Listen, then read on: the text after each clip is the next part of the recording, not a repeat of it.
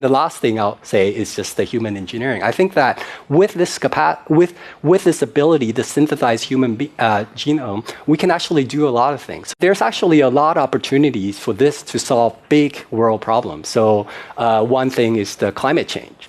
And there, I'll just use, sort of climate change is a really big problem. We don't really know how to solve it. But it turns out that we can use human engineering to help us address climate change. So I'll give two examples.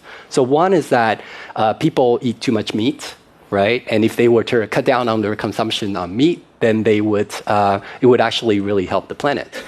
But people are not willing to give up meat. Yeah, some people will be willing to, but other people, they may be willing to, but they have a weakness of will. They say, wow, this steak is just too juicy. I can't do it. I'm one of those, by the way. So, so here's the thought, right? So it turns out that we know a lot about, we have these intolerance to, for example, I have milk intolerance. And some people are intolerant to crayfish. So possibly we can use human engineering to make it the case that we're intolerant to certain kinds of meat, to certain kinds of bovine proteins. And there's actually analogs of this in life. There's this thing called the Lone Star tick, where if it bites you, you'll become allergic to meat. I can sort of describe the mechanism. So that's something that we can do through human engineering. We can kind of possibly address really big world problems through human engineering.